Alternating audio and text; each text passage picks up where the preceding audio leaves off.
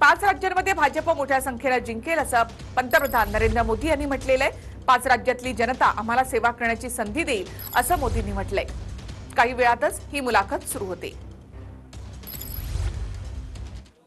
जनता party हम चुनाव हार हार हार करके ही जीतने लगे हैं। हमने बहुत पराजय देखे हैं, जमानतें जब्त होती देखी है। मैं तो तब राजनीति में नहीं था, लेकिन एक बार मैंने देखा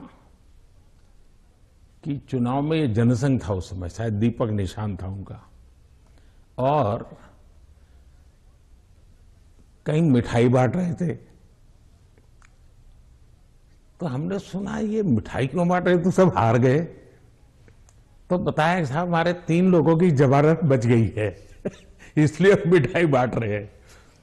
उस जमाने से हम लोग गुजरे हुए लोग हैं, और इसलिए जय और पराजय दोनों हमने देखा है।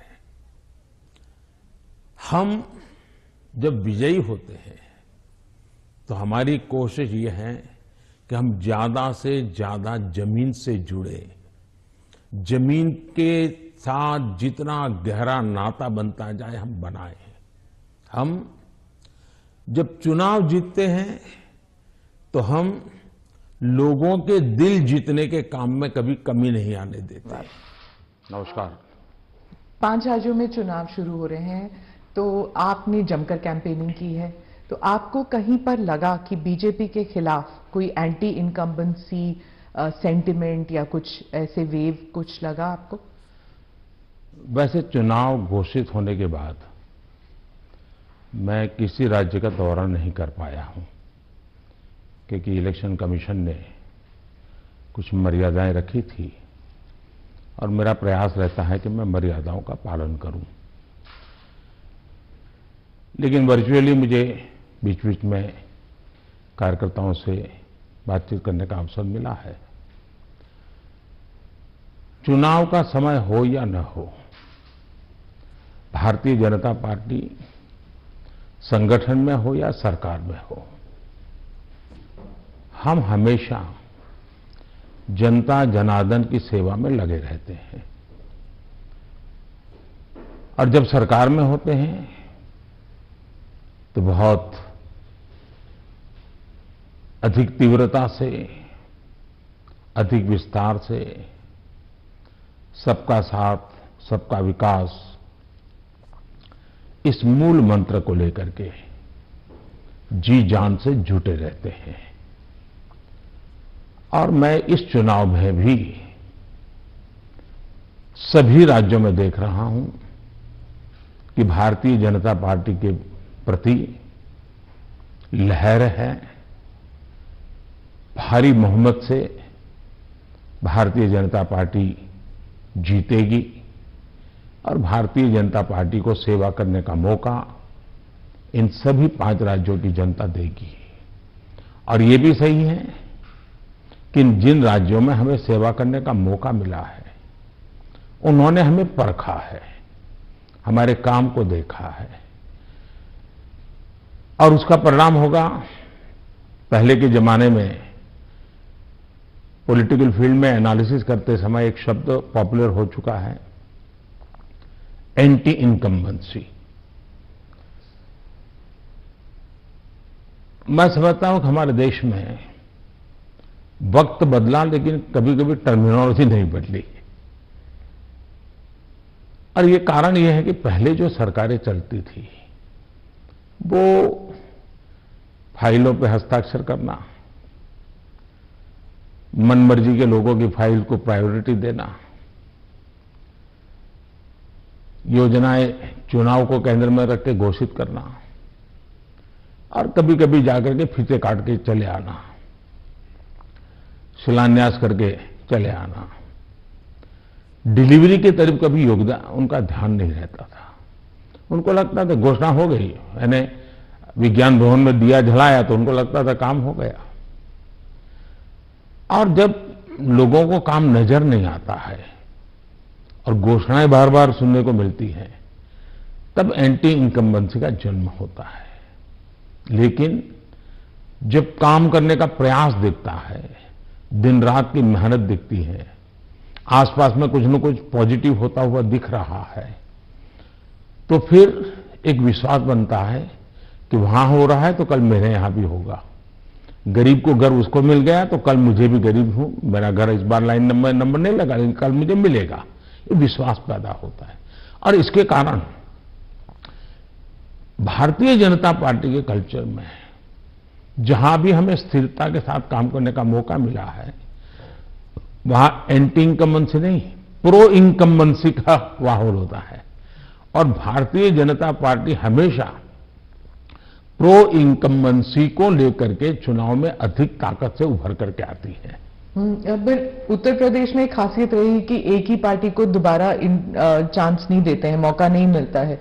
लेकिन आपको लगता है कि इस बार जो है, क्योंकि 3 चुनावों में उन्होंने बीजेपी को वोट दिया है, 2014 में, 17 में, 20 में आपको वोट दिया, तो आपको क्या लगता है कि आपने ही बहुत अच्छे ढंग से इस बात को कह दिया है कि 2014 में हमें वोट मिला, फिर 2017 में मिला, 19 में, हाँ। फिर 2019 में मिला, यानी 3 बार मिला। मतलब जो पुरानी थियरी है, एक बार आओ एक बार जाओ वाला, उत्तर प्रदेश ने पहले ही नकार दिया है। जब पहले ही नकार दिया है तो अब क्यों आगे बढ़ाएगा? भारतीय जनता पार्टी ने अनुभव किया है कि हमें 14 में स्वीकार किया, फिर काम देखा 17 में स्वीकार किया, काम देखा 19 में स्वीकार किया, काम देखा 22 में स्वीकार करेंगे। जी, सभी तस्वीरों में जो पोस्टर्स छपती हैं उनमें मोदी जी की तस्वीर होती है और योगी जी की। जहां पर चीफ मिनिस्टर कैंडिडेट है वहां पर चीफ मिनिस्टर कैंडिडेट का होता है, नहीं तो मोदी जी की तस्वीर होती है हर जगह। तो अगर क्या हम ये मान के चल सकते हैं कि जो राज्य के चुनाव होते हैं एक किस्म से एक रेफरेंडम है सेंटर की पॉलिसीज को भी, सिर्फ स्टेट की नहीं, सिर्फ सेंटर की भी पॉलिसीज। आप देखिए, भारतीय जनता पार्टी एक कलेक्टिव लीडरशिप में विश्वास करती है, सामूहिकता में विश्वास करती है, और हम स्तर पर सामूहिक रूप से काम करने के आदी हैं। वो तस्वीर प्रधानमंत्री की नहीं है, वो भारतीय जनता पार्टी के कार्यकर्ता की तस्वीर है जिसको नरेंद्र मोदी कहते हैं। और कार्यकर्ताओं के साथ मेरा खड़ा रहना मेरे लिए गर्व का विषय होता है। अगर मेरे साथी कार्यकर्ताओं के बीच में मेरी भी फोटो होती है तो मैं भी उन कार्यकर्ताओं जैसा लगता हूं। मुझे लगता है हाँ, मैं भी इन्हीं के बराबर हूं, मैं किसी से ऊपर नहीं हूं, किसी से आगे नहीं हूं। तो मेरे लिए तो उस फोटो का मतलब इतना ही होता है। और देश की जनता भी ऐसे, ये जो फैशन हो गई है कि हर चुनाव यानी फलाने का, हर चुनाव ढीकने का, मैं समझता हूं ये चुनाव हमारे कार्य का है, हमारे आचार विचार का है, हमारी नीतियों का है, और सबसे ज्यादा हमारी नीयत का है। और मैं मानता हूं देश उसको समर्थन कर रहा है। तो अगर पार्टी जीतती है इलेक्शन में तो बीजेपी कहती है ये मोदी की जीत है, तो अगर हारती है तो क्या आप इसको एक कभी कभी पर्सनल भी लेते हैं कि, और क्या मंथन चलता है पार्टी में आप बाकी लीडर्स के साथ बैठ के कि गलती कहां पे हुई और कहां पे हमको रोल बैक करना चाहिए या गलतियां सही करनी चाहिए? आपने बहुत सही सवाल पूछा है। भारतीय जनता पार्टी, हम चुनाव हार करके ही जीतने लगे हैं। हमने बहुत पराजय देखे हैं, जमानतें जब्त होती देखी है। मैं तो तब राजनीति में नहीं था, लेकिन एक बार मैंने देखा कि चुनाव में ये जनसंघ था, उस समय शायद दीपक निशान था उनका, और कहीं मिठाई बांट रहे थे। तो हमने सुना ये मिठाई क्यों बांट रहे, तो सब हार गए। तो बताया साहब हमारे 3 लोगों की जमानत बच गई है इसलिए हम मिठाई बांट रहे हैं।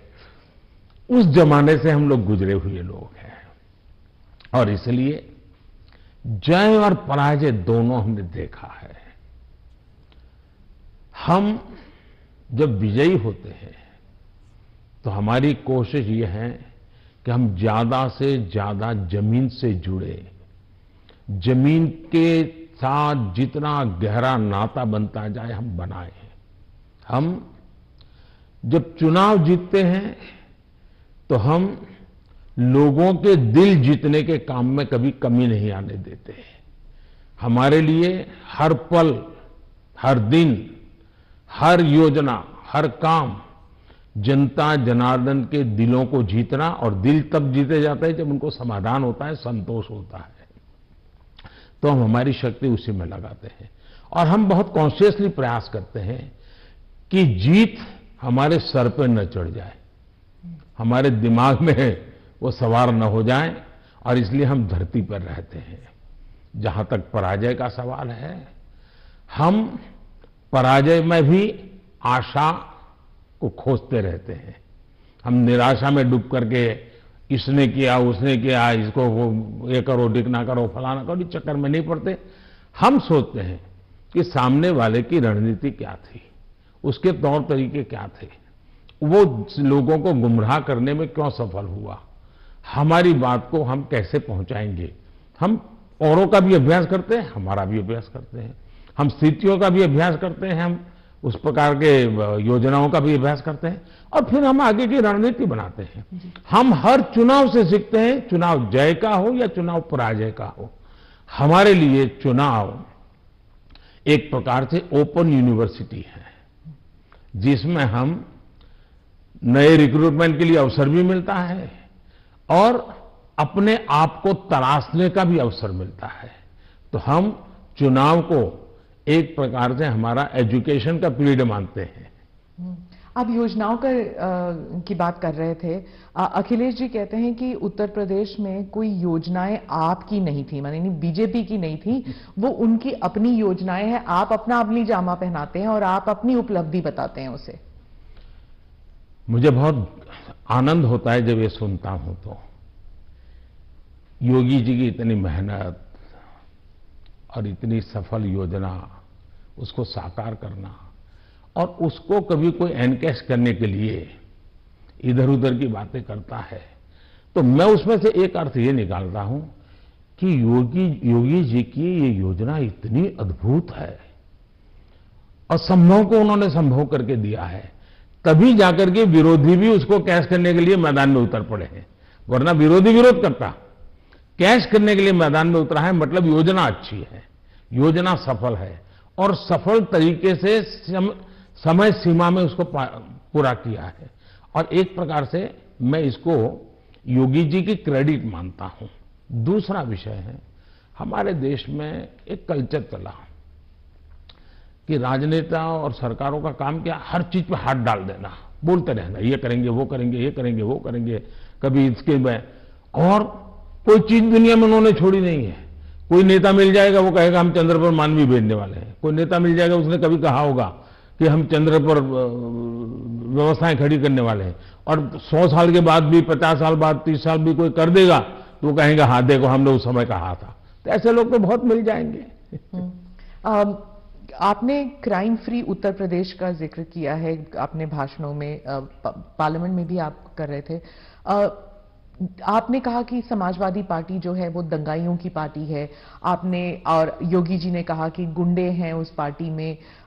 तो क्या आप, और समाजवादी पार्टी कहती है कि उनकी खामियां हैं और इसलिए वो हम पर एलिगेशंस करते हैं। क्या आप ये आप कैटेगोरिकली कह सकते हैं कि यूपी जो है वो क्राइम फ्री की तरफ बढ़ रही है, और ये हो सकता है, संभव है? पहली बात है कि जब लोग उत्तर प्रदेश में सुरक्षा के विषय की चर्चा करते हैं तो वहां के सामान्य मानवी के मन में पिछली सरकारों में जो उन्होंने मुसीबतें झेली है, जिस प्रकार से गुंडा राज चलता था, जिस प्रकार से माफिया की इच्छा के अनुसार ही सरकार के बाबुओं को काम करने के लिए मजबूर होना पड़ता था, जिस प्रकार से इस प्रकार के दबांग लोगों को सरकार में एक प्रकार से प्रतिष्ठा थी, आश्रय था, ये सारी चीजें उत्तर प्रदेश ने बड़े निकट से देखा है। बहन बेटी घर के बाहर नहीं निकल पाती थी, ये उत्तर प्रदेश ने देखा है। आज उत्तर प्रदेश की बेटी कह रही है कि मैं शाम को अंधेरा होने के बाद भी अगर कहीं काम है तो जा सकती हूं। ये जो विश्वास पैदा हुआ है वो मैं समझता हूं सुरक्षा के लिए बहुत जरूरी है। और ये तब हुआ है, उत्तर प्रदेश में एक समय था गुंडे जो चाहे वो कर सकते थे। आज स्थिति ये है कि उनको हाथ जोड़ के कहना पड़ता है कि यहां बाहर मुझे रहना नहीं है, या तो मुझे जेल में ही रखो ताकि वहां थोड़ी बहुत तो मेरी जिंदगी बच जाएगी, क्योंकि मेरे पाप। और हर कोई सरेंडर कर रहा है। बहुत से लोग हो सकता है सही रास्ते पर भी आ जाएंगे, जब देखेंगे कि भाई अच्छे रास्ते से भी जीवन जिया जा सकता है तो हो सकता है अच्छे रास्ते पर आ जाएंगे। लेकिन योगी जी ने सुरक्षा को प्राथमिकता दी है, कोई कॉम्प्रोमाइज नहीं किया है। कुछ लोगों को उसके कारण तकलीफ हो रही क्योंकि उनका कारोबार वही था।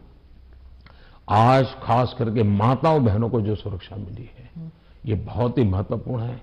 अब आप देखिए इतना बड़ा कुंभ का मेला हुआ, यानी हमारे देश में हुए कुंभ के मेलों में सबसे बड़ा कुंभ का मेला योगी जी के कालखंड में हुआ। करोड़ों की तादाद में लोग आए, कोई कानून व्यवस्था की समस्या नहीं हुई, कहीं चोरी की भी खबरें नहीं आई, जेब कतरे की खबर नहीं आई। ये किसी भी समाज को संतोष देने वाला विषय है, ये गौरव करने वाला विषय है। और हिंदुस्तान में अगर सुरक्षा को प्राथमिकता दी जाए तो बुरा क्या है? नहीं, बुरा नहीं। जैसे सुरक्षा की बात चल रही है तो वो कहते हैं कि वहां पर एक जुडिशियल प्रोसेस नहीं है, ठोकों की राजनीति चलती है। अगर योगी सरकार ने डिसाइड कर लिया कि फला जो है वो गुंडा है या उसका कारोबार जो है उसमें कोई डाउट है तो उसको जेल में डाल दो, मतलब एक जुडिशियल प्रोसेस नहीं है, वो कहते हैं। देखिए, हिंदुस्तान की जुडिशरी वाइब्रेंट है, हिंदुस्तान की जुडिशरी बहुत ही सक्रिय है और कभी कभी तो प्रोएक्टिव है।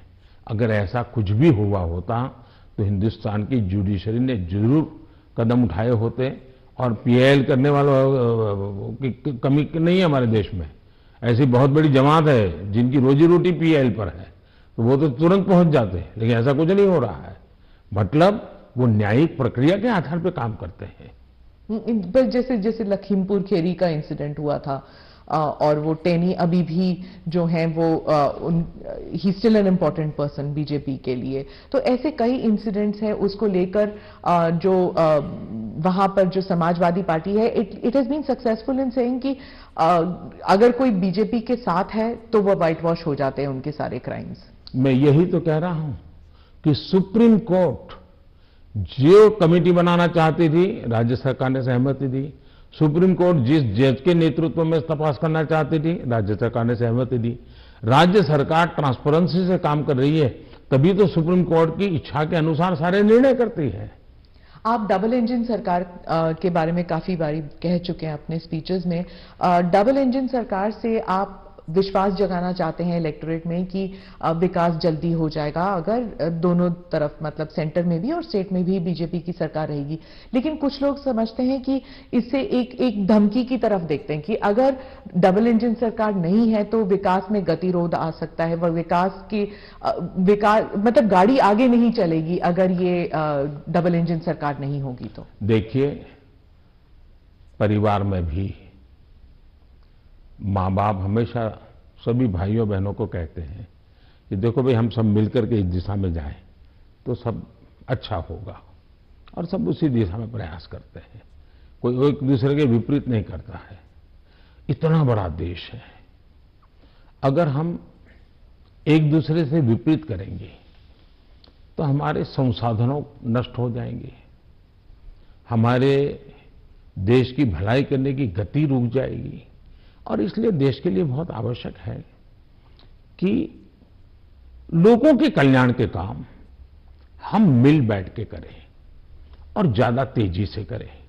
और उसमें भी अगर हम राजनीति करने जाएंगे, मेरा राज्य है मैं मेरी मर्जी से करूंगा, ऐसा करेंगे तो कितना नुकसान होता है मैं एक योजना बताता हूं। अब जैसे आयुष्मान भारत योजना, आयुष्मान भारत योजना गरीब जो बीमारी में है उसको 5 लाख रुपए तक बीमारी में स्वस्थ होने के लिए सहायता करता है। भारत सरकार करती है, पैसे भारत सरकार दे रही है, राज्यों को तो लेना है, देना कुछ नहीं है।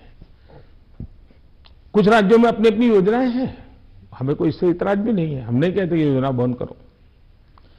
लेकिन इससे फायदा ये होता है कि मान लीजिए उत्तर प्रदेश का कोई नागरिक है और केरल गया हुआ है और वहां उसको कुछ हो गया, तो ये योजना ऐसी है कि केरल में भी उसको ट्रीटमेंट मिलेगी। उसको उत्तर प्रदेश में ही बीमार होगा तो लाभ होगा ऐसा नहीं, केरल में भी। इसका मतलब कि आयुष्मान भारत योजना से जोड़ना, मतलब दोनों इंजन जुड़ जाएंगे तो गरीबों को लाभ होगा नहीं होगा। लेकिन कुछ राज्य ऐसे हैं जिनको लगता है नहीं, हम आयुष्मान भारत से नहीं जोड़ेंगे। दिल्ली में क्या ऐसी सरकार है? अब दिल्ली का नागरिक हिंदुस्तान के किसी कोने में जाएगा और वहां कुछ हुआ तो उसको वो लाभ नहीं मिलेगा। अब क्या कारण है कि इसका विरोध किया जा रहा है? उसी प्रकार से हमने one nation one ration card क्यों किया कि भाई कोई भी मजदूर हिंदुस्तान के किसी भी कोने में जाएगा, एक ही राशन कार्ड होगा। अगर वो महाराष्ट्र में है तो भी उसको free price fair price shop से उसको अनाज मिल जाएगा। अब दो राज्य ऐसे निकले जिनको सुप्रीम कोर्ट को डंडा मारना पड़ा, कहना पड़ा कि भाई one nation one ration card गलत क्या है, तुम लागू करो। अब इसलिए हम कहते हैं कि डबल इंजन की सरकार होती है तो गरीबों को सबसे ज्यादा लाभ होता है। अब जैसे जीएसटी कानून आया, पहले हमारे देश में हर जगह पर टैक्सेशन की सिस्टम इतनी अलग अलग थी कि विदेश के निवेशक जो होते थे उनको बहुत दिक्कत होती थी। भाई हमें एक राज्य में अगर कारखाना लगाते हैं तो हमें वहां इस प्रकार का प्रॉब्लम होता है, दूसरे में लगाते हैं तो दूसरा होता है। अब जीएसटी होने के कारण उनको भी सहूलत हो गई। तो हम जो ये कह रहे हैं कि भाई डबल इंजन की सरकार, हम ऐसी व्यवस्थाएं करें, अपनी विविधता को बनाए रखना है, भारत की विविधता ही उसकी ताकत है, लेकिन व्यवस्थाओं को भी बनाए रखना है। और इसलिए हम कहते हैं कि जब डबल इंजन लगता है तो ताकत बहुत बढ़ जाती है, हमारी शक्ति वेस्ट नहीं होती है। हमें इसका उपयोग सिर्फ और सिर्फ देश का कल्याण, गरीबों का कल्याण, देश के युवाओं का भला, इतना ही हमारा अर्थ है। आप विविधता की रिस्पेक्ट के बारे में बात करते हैं, लेकिन राहुल गांधी और सिर्फ